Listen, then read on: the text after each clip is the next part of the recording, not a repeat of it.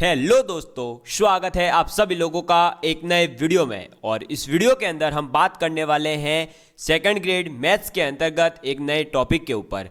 क्योंकि आप लोग सभी जानते हैं, अगर जिस भी स्टूडेंट ने कंप्लीट प्लेलिस्ट देखी है तो हम जो है अब पढ़ रहे थे लास्ट में एपी जीपी और एचपी, और एपी जीपी एचपी टॉपिक भी हमारा पूरे तरीके से कंप्लीट हो चुका है, एग्जाम्पल और थ्योरी के रूप में कंप्लीट हो चुका है। अब हम करने जा रहे हैं आज एक नया टॉपिक स्टार्ट, जो कि आप लोगों को बहुत ही अच्छा और इंटरेस्टिंग लगने वाला है, क्योंकि ये थोड़ा सा जो है यूनिक टॉपिक है और बहुत ही ज़्यादा मज़ा आता है। लेकिन चलिए दोस्तों, आगे चलने से पहले मैं आप लोगों को एक बार पुनः याद दिलवा देता हूं कि हमने अभी तक क्या क्या पढ़ लिया है, ताकि आप लोग उन टॉपिक्स के क्वेश्चंस लगाना स्टार्ट कर दें और जो हमारे द्वारा मॉडल पेपर लाया जा रहा है उसके नोट्स रेडी कर दें। मॉडल पेपर कहाँ है सर? तो प्लेलिस्ट के अंदर ही एक मॉडल पेपर की अलग से प्लेलिस्ट चल रही है, उसमें 2 वीडियोस आए हैं, आगे भी कंटिन्यूअसली वीडियोस आते रहेंगे। ठीक है, देखिए दोस्तों, आप लोगों को मैंने नंबर सिस्टम टॉपिक कंप्लीट करवा दिया, प्लेन ज्योमेट्री कंप्लीट करवा दिया, surface area and volume complete करवा दिया, ट्रिग्नोमेट्री कंप्लीट हो चुका है। फिर हम अलजेब्रा को स्टार्ट किए थे और अलजेब्रा के अंदर हमने क्वाड्रेटिक इक्वेशन जो है और नेचर ऑफ रूट्स जो है वो कंप्लीट रूप से पढ़ लिया। फिर हमने स्टार्ट करा था अर्थमेटिक प्रोग्रेशन, ज्योमेट्रिक प्रोग्रेशन और हार्मोनिक प्रोग्रेशन, यानी एपी जीपी और एचपी, यह भी हमारा कंप्लीट हो चुका है। अब मैं आप लोगों को अब अलजेब्रा से थोड़ा सा आगे के टॉपिक करवा रहा हूं, क्योंकि अलजेब्रा को अभी हम बीच में रोक रहे हैं, ये थोड़े से आपको बोरिंग कर सकते हैं, इसलिए हम जो है इनको एक एक टॉपिक ही कंप्लीट करेंगे। तो आज कौन सा स्टार्ट करने जा रहे हैं? जी हाँ दोस्तों, आप लोगों के लिए, आप लोगों को जिस टॉपिक का ज़्यादा टेंशन होता है, कैलकुलस, किसका? कलन, इसका बहुत ज़्यादा लोगों को टेंशन रहता है, क्योंकि ये 11th-12th में तो है ही है, साथ ही साथ ये टॉपिक थोड़े से एडवांस लेवल पर जाकर के हमारे ग्रेजुएशन वाले पोर्शन में भी है। इसलिए अब हम जो है डिफरेंशियल कैलकुलस के अंदर थोड़ी सी बात करने वाले हैं। डिफरेंशियल कैलकुलस के भी हम जो है आपके साथ में पूरी तरीके से अभी बात करेंगे। फिर इंटीग्रल को हम थोड़ा छोड़ेंगे, क्योंकि मैं नहीं चाहता कि आपका पढ़ाई के अंदर जो है रस नहीं बने, नहीं, आपको मज़ा आना चाहिए। आपको पढ़ने में एक एक टॉपिक जो है मैं ऐसे ऐसे कवर करूंगा जिससे आपका पीछे का भी रिवाइज होता रहेगा और उससे आपका इंटरेस्ट भी बना रहेगा। तो आज हम स्टार्ट करने जा रहे हैं डिफरेंशियल कैलकुलस, यानी कि अवकलन कलन। ठीक है, अवकलज कलन या अवकलन कलन। और इसके अंदर पहला टॉपिक रहेगा लिमिट्स, यानी कि सीमा के ऊपर हम बात करने वाले हैं। किसके ऊपर बात करेंगे? सीमा यानी बॉर्डर, यानी एक लिमिट में रह कर के बात करेंगे हम कि लिमिट होती क्या है। ठीक है, चलिए दोस्तों, तो करते हैं शुरुआत। आज का टॉपिक आप सभी लोग अपनी कॉपी में जल्दी से लिख दीजिए। बहुत ही अच्छा इंपॉर्टेंट टॉपिक है, इससे कई बार क्वेश्चन आए हुए हैं, डायरेक्ट भी और इनडायरेक्ट रूप से ये टॉपिक बहुत ही ज़्यादा काम का है। किसकी बात कर रहे हैं? लिमिट की, यानी कि सीमा की। सबसे पहले समझते हैं कि लिमिट होती क्या है। देखिए दोस्तों, लिमिट का मतलब होता है कि आप लोगों ने ऐसा देखा होगा, कई बार हमें जो है कहा जाता है आप अपनी लिमिट में रहें, आप अपनी औकात में रहें। इसका मतलब क्या है? आप अपने हिसाब में रहें। आप लोगों को कंबल है उतने ही पैर चौड़े करने चाहिए, ऐसा ये अलग अलग वाक्य आपने सुने होंगे। तो जी हाँ दोस्तों, ये क्या होती है? ये होती है आप लोगों को कहाँ तक जाना चाहिए, उस लिमिट से अगर आप आगे जाओगे तो हो सकता है आपको ज़्यादा नुकसान हो। तो हमें हमेशा लिमिट में रहकर पढ़ाई करनी चाहिए। तो अब लिमिट क्या होती है, उसके लिए आप सबसे पहले लिखेंगे लेट अस कंसीडर, ये मैं हिंदी में भी बोल दूंगा तो आप लिख सकते हैं, let us consider function f x is equal to x square minus 4 upon x minus 2 at x equal to 2। F x is equal to, देखिए चलिए इस एफ एक्स को मैं यहाँ ले लेता हूँ, ये उधर आएगा नहीं। अब देखिए दोस्तों, हमने कहा लेट अस कंसीडर, आप एक मान लीजिए कि फंक्शन है F x is equal to x square minus 4 upon में एक्स माइनस 2, और कहाँ पर? एक्स इक्वल टू 2 के ऊपर। तो अगर आप x इक्वल टू 2 के ऊपर इस फंक्शन की वैल्यू निकालने जाएं तो आप निकालेंगे तो क्या आएगा, f ऑफ 2 इक्वल टू हो जाएगा 2 का स्क्वायर 4 माइनस 4 अपॉन 2 माइनस 2, ये क्या हो गई 0 अपॉन 0 हो गया। अब 0 अपॉन 0 का मतलब 1 नहीं होता है, ये बता दूं मैं आपको, ये 0 अपॉन 0 जो है क्या है, एक लिमिट के अंदर इनडिटर्मिनेंट फॉर्म है। 0.0 का मतलब 1 कभी नहीं होता, ये याद रखिएगा, ठीक है। ये एक इनडिटर्मिनेंट फॉर्म है, यानी आप इस फॉर्म को डिफाइन नहीं कर सकते, इसकी वैल्यू डिफाइन नहीं कर सकते। अब आपके पास में कोई फंक्शन था जिसकी x बराबर 2 पे वैल्यू डिफाइन नहीं है, लेकिन इसको हम डिफाइन बना सकते हैं। अरे देखिए ये डिफाइन कैसे बनेगा।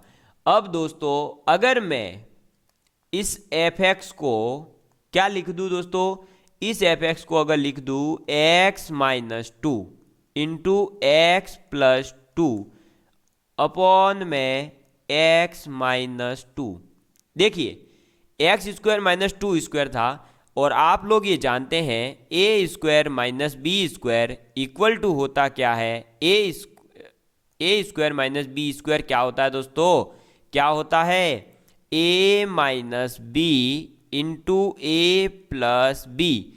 तो एक्स स्क्वायर माइनस 4 को हम लिख सकते हैं x माइनस 2 और x प्लस 2।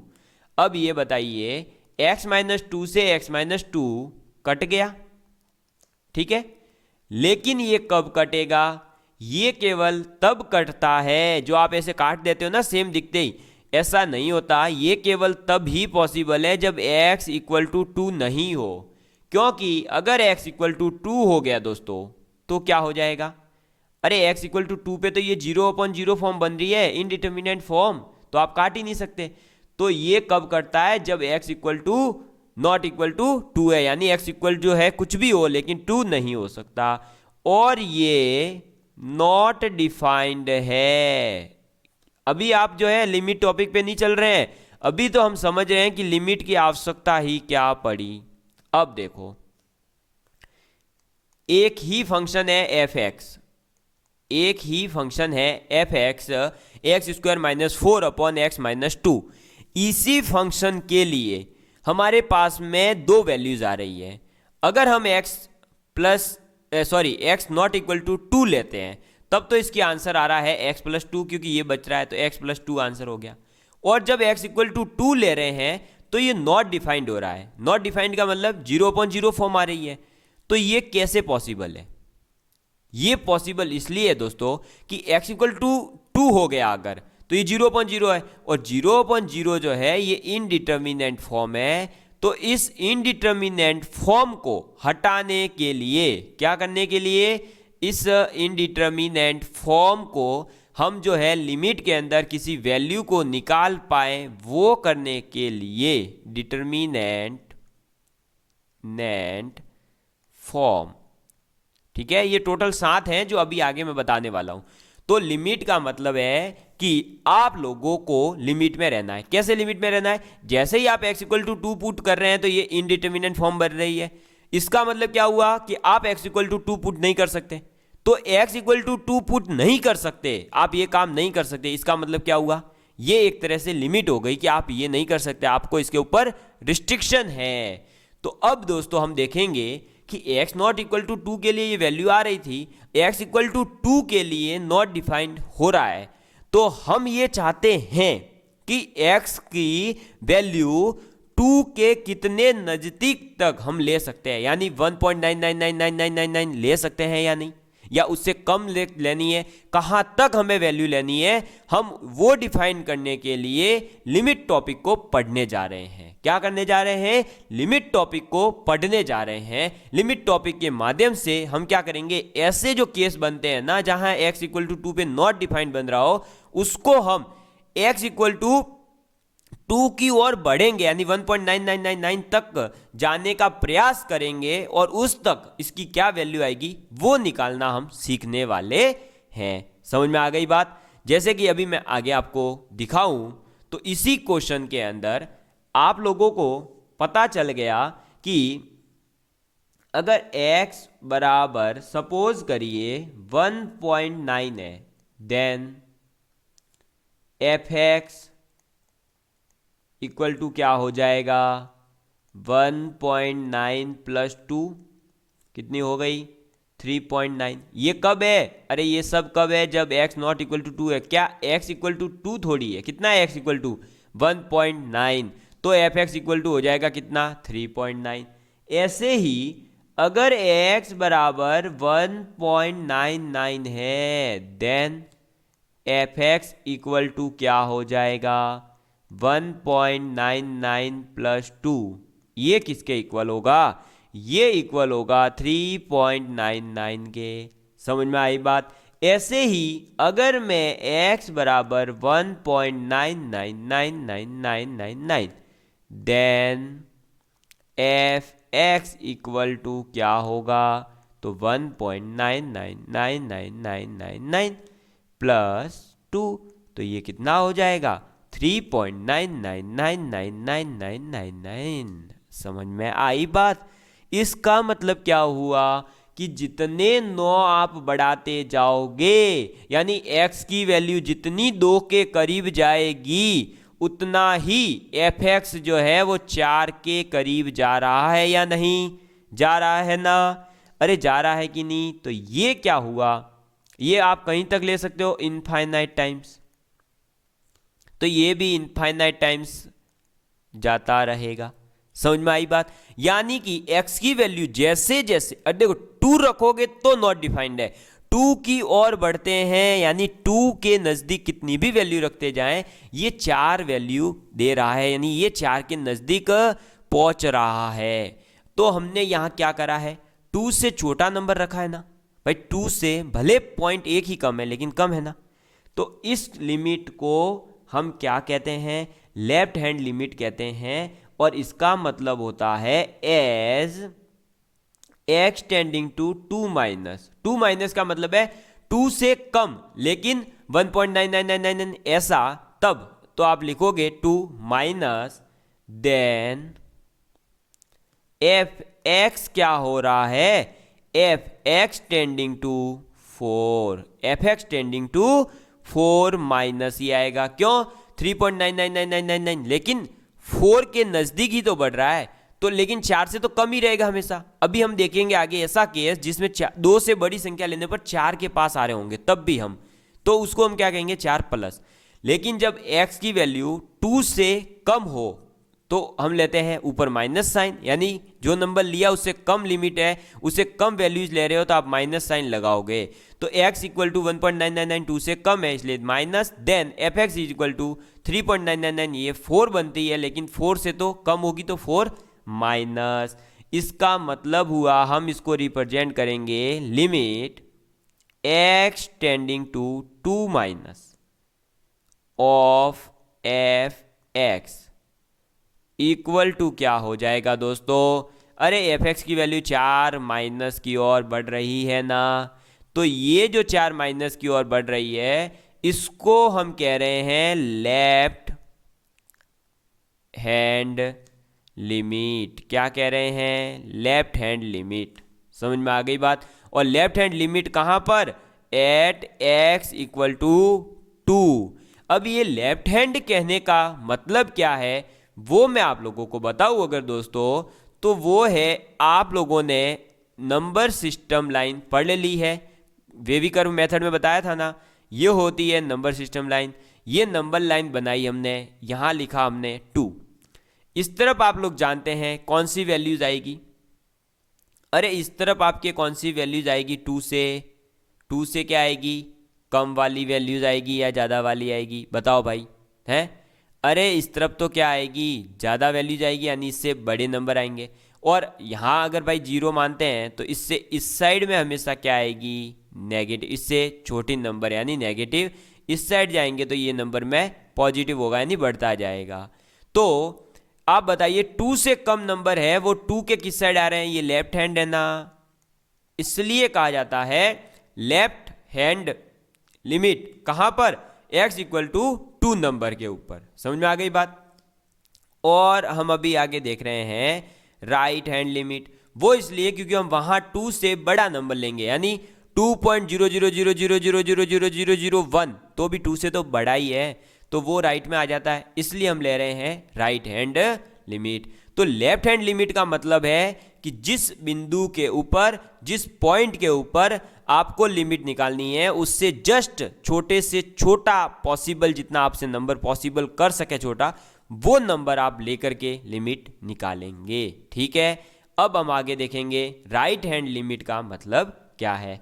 तो आप अगर जो है इसको समर अप करके लिखना चाहें तो ये लिख सकते हैं limit x tending to 2 minus F X हो जाएगा 4, ठीक है, या फिर 4 माइनस भी कह सकते हैं, और ये हो जाएगी लेफ्ट हैंड लिमिट। ठीक है, और लेफ्ट हैंड लिमिट जो है इसको हम अभी शॉर्टकट नाम दे रहे हैं एल एच एल, और आपको ये ही याद रखना है लेफ्ट हैंड लिमिट। ठीक, चलो अब देखिए, अब अगर हम x बराबर 2.1 करें तो एफ एक्स क्या होगा, देन एफ एक्स हो जाएगा आपके क्या दोस्तों 4.1। कैसे होगा, वैसे ही 2 एक्स प्लस 2 है तो x की वैल्यू ये थी तो ये 2 हो जाएगा।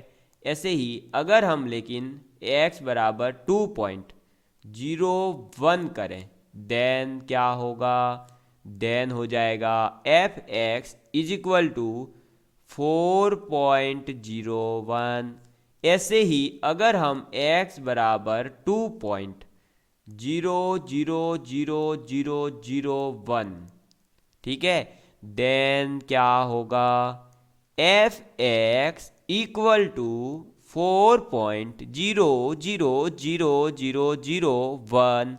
तो आप एक चीज देख रहे हैं कि x की वैल्यू 2 से कितनी ही बड़ी नंबर ली हो, छोटी से छोटी जितनी पॉसिबल बड़ी कर सके आप उतनी बड़ी नंबर ली, तो एफ एक्स भी 4 से उतना ही बड़ा आ रहा है, ज्यादा बड़ा नंबर नहीं आ रहा है। समझ में आई बात। देखो 2.0001 है तो 4.0001 आ रहा है। इसका मतलब क्या हुआ कि आप x टेंडिंग टू अगर 2 प्लस यानी x से जस्ट छोटा बड़ा, जस्ट छोटा बड़ा मतलब जस्ट उसके नजदीक जो नंबर होगा वो आपने लिया, देन जो आपका एफ एक्स है वो किस तरफ टेंड करेगा, वो भी टेंड करेगा 4 प्लस यानी 4 से जस्ट बड़ा होगा, जस्ट। हालांकि आप जानते हैं कि दो छोटे से छोटे 0.1 और 0.2 के बीच में भी इनफाइनाइट नंबर्स होते हैं, तो हल्का छोटा बड़ा नंबर लिया है हमने, तो केवल ये होती है 2 से बड़ा, यानी ये हो गई आपकी राइट हैंड लिमिट, और इसको लिखा जाता है limit x tending to 2 plus. तो एफ एक्स बराबर क्या हो जाएगा, अरे बराबर क्या हो जाएगा 4, और ये जो 4 है इसको हम ऐसे भी लिख सकते हैं 4 प्लस। ठीक है, हालांकि आप डायरेक्ट 4 ही लिखिएगा क्योंकि आपके एग्जाम में 4 और -4 ऐसा नहीं दिखेगा, ये केवल जो है समझने के लिए होता है, तो आप 4 ही लिखिए।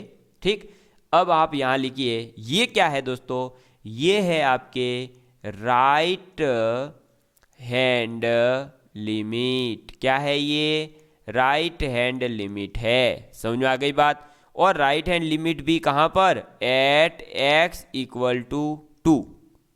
ठीक है, और आप राइट हैंड लिमिट का शॉर्टकट जो मैं यूज करूंगा वो RHL करूंगा। समझ में आ गई बात। तो RHL at x equal to 2, F x tending to 2 plus और एफ एक्स इक्वल टू 4। समझ में आ गई बात। अब आप लोगों ने देखा कि लिमिट निकालना तो हमने सीख ली, राइट हैंड लिमिट भी निकालना सीख लिया और लेफ्ट हैंड लिमिट भी निकालना सीख लिया। ठीक है, इतना निकालने से कुछ नहीं होगा। अब आगे जो मैं लिखवा रहा हूं वो आप नोट करिएगा। इफ LHL यानी कि left hand limit as equal to RHL यानी कि LHL लेफ्ट हैंड लिमिट अगर RHL यानी राइट हैंड लिमिट के इक्वल हो, कहां पर, जिस भी बिंदु पर आपको लिमिट निकालनी है। अभी हम एग्जांपल क्या लेकर के चल रहे हैं, x इक्वल टू 2 पॉइंट के ऊपर F x equal to x square minus 4 upon x minus 2 की लिमिट निकालना हमने ये सीखा पूरा मेथड। ठीक है, तो at 2 then limit will exist, यानी कि अगर आपके RHL और LHL किसी एक पॉइंट के ऊपर इक्वल आ रहे हो तब हम ये कह सकते हैं कि उस पॉइंट के ऊपर लिमिट एग्जिस्ट करती है। एंड आप उसको लिखोगे कैसे, यानी and written as limit X tending to लिखोगे और इधर लिखोगे fx, और वो कितनी आ गई है 4।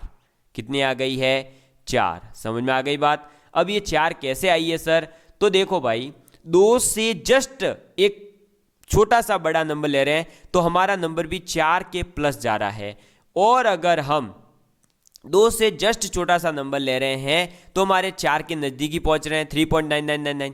तो इसका मतलब क्या हुआ, 4 जो है वो एग्जैक्ट x = 2 के लिए एक लिमिट हो जाएगी। समझ में आ गई बात, ठीक है। अब इसको जो है मैं आप लोगों के लिए एक जनरल a के फॉर्म में लिख देता हूं। ये तो हमने क्या करा है, अभी x = 2 का पूरा एग्जाम्पल लेकर के समझा है, लेकिन अभी आप लोगों को अगर क्वेश्चन मतलब पूछा जाएगा तो आप क्या कर सकते हैं, तो आप लिख सकते हैं late fx will exist if, यानी यदि और केवल यदि x टेंडिंग टू a पर, मतलब fx की लिमिट एग्जिस्ट करेगी x टेंडिंग टू a के लिए if, यानी कि यदि और केवल यदि जब LHL at x = a is equal to RHL at x = a is equal to a finite quantity, यानी कि लिमिट एग्जिस्ट करती है कब, जब RHL और LHL एक पॉइंट के ऊपर इक्वल हो, और वो इक्वल भी किसके हो, एक फाइनाइट कोई क्वांटिटी होनी चाहिए। ऐसा नहीं कि वो ऐसी चीज आ रही है जिसको आप जानते ही नहीं, जिसको आप डिफाइंड ही नहीं कर सकते, नहीं, ऐसा आना चाहिए जिसको आप डिफाइन कर सकें, जो एक फाइनाइट हो, जिसको गिना जा सकता हो। आप इसके लिए ये भी लिख सकते हैं limit x tending to a minus fx equal to limit x tending to a plus of fx, और वो फाइनाइट नंबर आप मान लो कोई भी आ रहा है, मैंने यहाँ मान लिया कैपिटल B जो है वो क्या है, एक फाइनाइट क्वांटिटी आ जाती है। समझ में आ गई बात। तो ये स्टेटमेंट जिसको याद रहेगा वो किसी भी फंक्शन की, अभी हम आगे निकालना सीखेंगे लिमिट, एग्जाम्पल के माध्यम से हम 1-2 एग्जाम्पल करेंगे जिससे कि आपको ये समझ में आ जाए कि लिमिट निकलती कैसे है। ठीक है, सॉरी दोस्तों ठीक है दोस्तों, तो चलिए अब हम करते हैं एग्जाम्पल जिससे कि आप लोग ये समझ सकें कि क्या है ये लिमिट का क्वेश्चन कैसा आता है। ठीक है, चलिए एग्जाम्पल फर्स्ट है हमारे लिए कि find limit x tending to 3। x tending to 3 का मतलब है x 3 की ओर जा रहा है, तब आपको लिमिट निकालनी है। ये जो ब्रैकेट है ये आप जानते हैं ग्रेटेस्ट इंटीजर को शो करता है। वैसे क्वेश्चन में हर बार दे रखा होगा कि ये ब्रैकेट किसको रिप्रेजेंट कर रहे हैं, GIF को, यानी ग्रेटेस्ट इंटीजर फंक्शन को रिप्रेजेंट कर रहे हैं।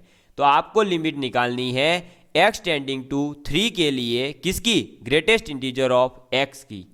अब सबसे पहले तो जिस भी स्टूडेंट ने ग्रेटेस्ट इंटीजर फंक्शन नहीं पढ़े हैं उसको मैं बता दूं अभी कि वो अगर पढ़ना चाहता है तो फर्स्ट ग्रेड के अंदर वो लिमिट जो है आपका फंक्शन, सेट, रिलेशन, ये टॉपिक चल रहे हैं जो आपके सेकंड ग्रेड में भी है। मैं उस सेकंड ग्रेड में अलग से पढ़ाऊंगा, लेकिन अगर आप पढ़ना चाहते हैं तो आप वहाँ से वीडियो देख करके समझ सकते हो। वैसे मैं आपको समझा देता हूँ कि ग्रेटेस्ट इंटीजर फंक्शन का मतलब होता है कि जैसे 3.02 लिखा है तो इसका ग्रेटेस्ट इंटीजर यानी इसके पास में ग्रेट से ग्रेट यानी बड़े से बड़ा इंटीजर कौन सा होगा?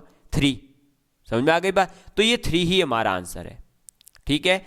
और वैसे यहां आप अगर याद रखना चाहें तो देखिए कि भाई x की वैल्यू टेंडिंग टू कितनी है? 3, यानी कि 2 से लेकर के अगर हम जो है 3 तक नंबर लेंगे तो 2 से लेकर 3 के बीच में होगा तो क्या होगा नंबर?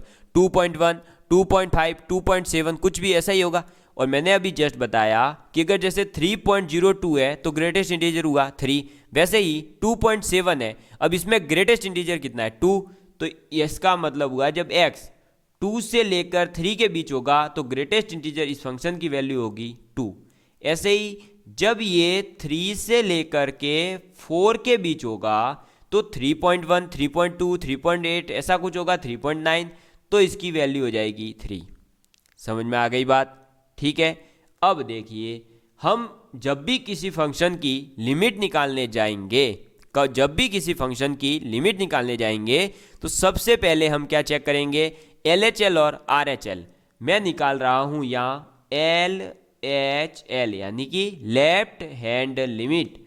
वो क्या आती है? तो वो आ रही है limit greatest integer of x और x टेंडिंग टू 3 माइनस।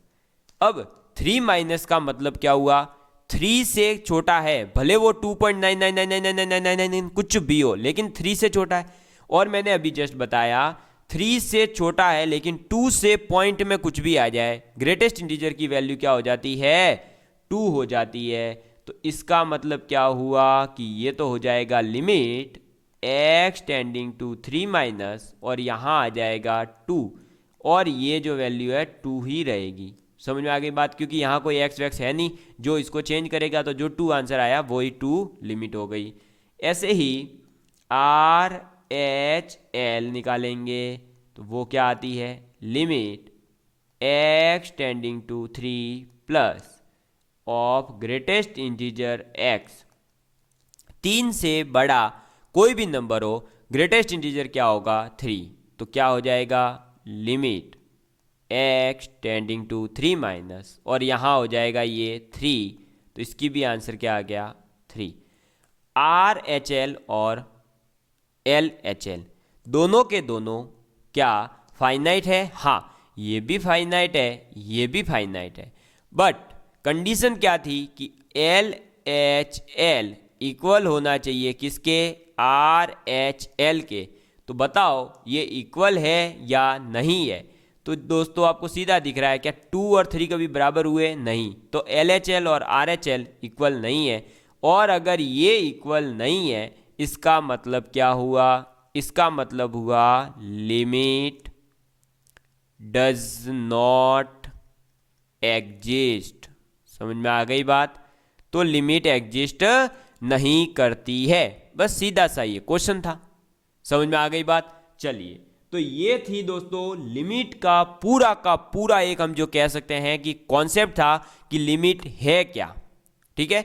अब मैं आप लोगों को क्वेश्चन प्रैक्टिस, तो वैसे आप जानते ही हैं कि हम और ज़्यादा किस में करने वाले हैं? अरे और ज़्यादा क्वेश्चन प्रैक्टिस किस में करने वाले हैं? अरे बताओ भाई, मॉडल पेपर में। ठीक है। तो अब हम एक इम्पॉर्टेंट पॉइंट लिख करके आगे बढ़ेंगे और आप नोट पॉइंट जो लिखवा रहा हूँ ये डायरेक्ट आपके एग्ज़ाम में पूछा जा सकता है और वो है limit of greatest integer x and fractional part of x। ठीक है। ये क्या होते हैं ये मैं आपको जो है पहले ही बता चुका हूं कि आप फर्स्ट ग्रेड के अंदर सेट रिलेशन फंक्शन टॉपिक चल रहा है, आप वहां देख सकते हो। उन वीडियोस को देखोगे तो आपको फंक्शन वाला टॉपिक समझ में आ जाएगा और अदरवाइज जब मैं सेकंड ग्रेड में करवाऊंगा तो और अच्छे से क्लियर हो जाएगा। ठीक है। बेसिक जानकारी आपको होनी चाहिए कि ये क्या थे। तो लिमिट ऑफ ये होता है ग्रेटेस्ट इंटीजर, ये होता है फ्रैक्शनल पार्ट। इन दोनों की जो लिमिट है वो does not exist at any integer number, यानी कि इनकी जो है आपके लिमिट कभी भी एग्जिस्ट नहीं करती किसी भी इंटीजर के ऊपर। यानी ग्रेटेस्ट इंटीजर ऑफ एक्स हो चाहे फ्रैक्शनल पार्ट ऑफ एक्स हो, इनकी लिमिट एग्जिस्ट कभी भी ऐसे नंबर पर नहीं करेगी। कौन से नंबर पर? अरे कौन से नंबर पर? जैसे कि x बराबर 2, 3, 4 किसी भी इंटीजर के ऊपर एग्जिस्ट नहीं करेगी। ठीक है, अब हमने स्टार्टिंग में ही एक चीज़ देखी थी दोस्तों, और वो क्या थी? तो वो थी हमारे कौन सी? Indeterminate form. ठीक है, इंटरमीडिएट नहीं, इनडिटर्मिनेंट फॉर्म। अब ये जो इनडिटर्मिनेंट फॉर्म्स है ये टोटल है कितनी? 7। कितनी है? 7, यानी 7 है। उन 7 की सातों को आपको याद रखना है, क्योंकि इनडिटर्मिनेंट फॉर्म क्या होती है और क्या नहीं होती है, इसी से कई बार तो क्वेश्चन पूछ लेते हैं। दूसरा, जिसने इनडिटर्मिनेंट फॉर्म याद कर ली वो एल हॉपिटल, जो आगे भी एक रूल आने वाला है, उससे इजीली किसी भी फंक्शन की लिमिट निकाल पाएगा। समझ में आ गई बात? तो अभी हम निकालना क्या लिखने रहे हैं? हम लिख रहे हैं इनडिटर्मिनेंट फॉर्म। तो आप लिख लीजिए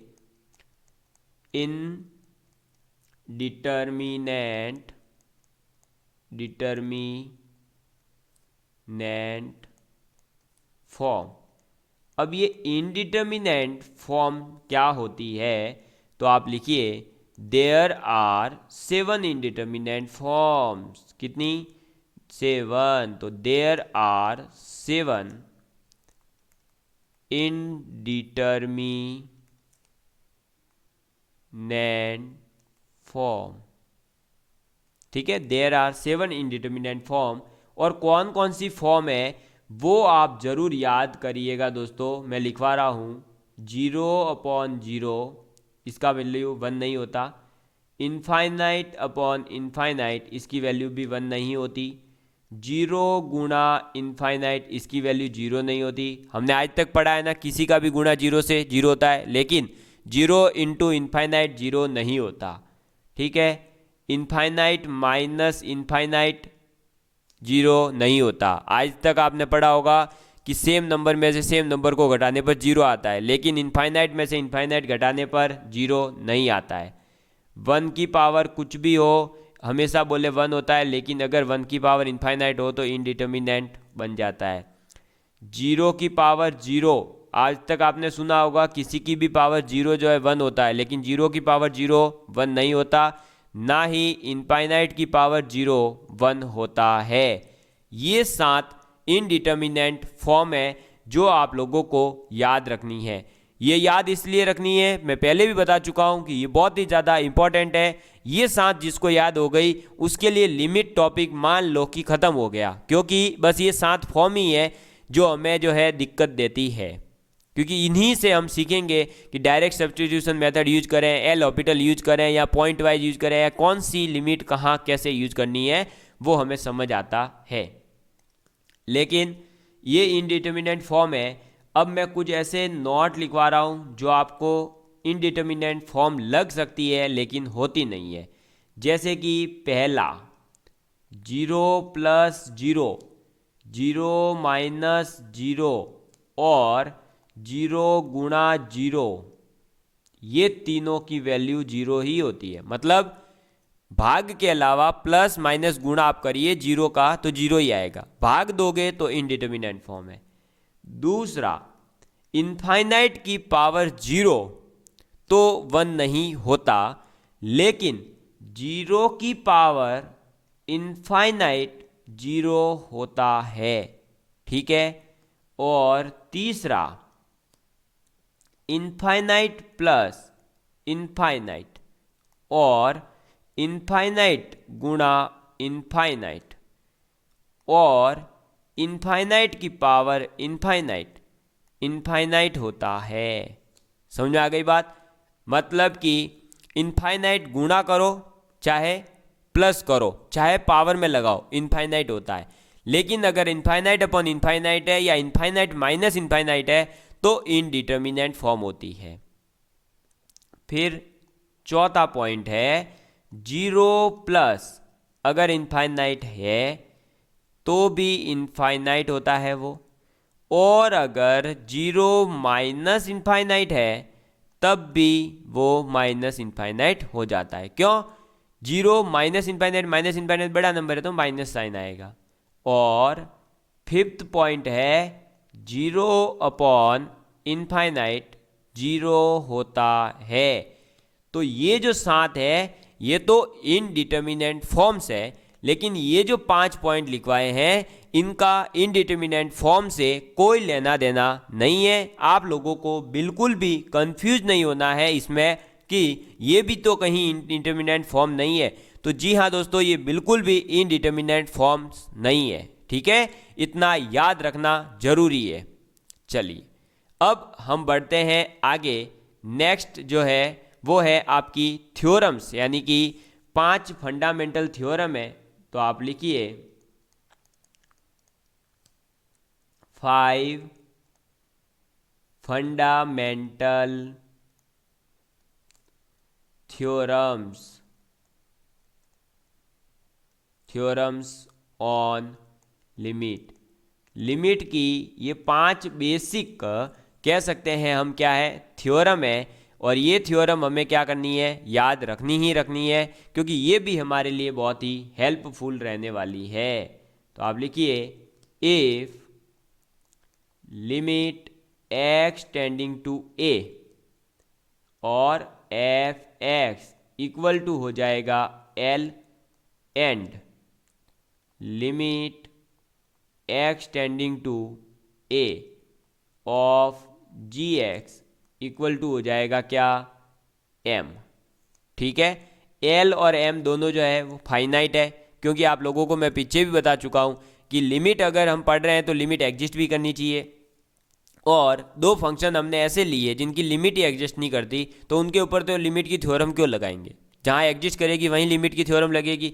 तो एल और एम का फाइनाइट होना कंपलसरी है। अब फर्स्ट क्या कहती है थ्योरम, तो फर्स्ट थ्योरम कहती है limit x tending to a है तब f(x) प्लस अगर gx कर दिया किसी ने, तो आप जो है उसको अलग अलग कर सकते हो। यानी आपको दिख जाए कि दो फंक्शन ऐड है, तब तो मेरे से लिमिट नहीं निकलेगी, लेकिन उन दोनों फंक्शन जो ऐड किए हुए हैं उनको अलग अलग कर दूँ तो मेरे लिमिट निकल जाएगी। तो आप उन दोनों फंक्शन को अलग अलग करके लिमिट निकाल सकते हो। मतलब लिमिट ऑफ f(x) और लिमिट ऑफ gx आप अलग अलग निकालिए और फिर जो है उनको ऐड कर दीजिए, तो ये क्या हो जाएंगे, l प्लस m।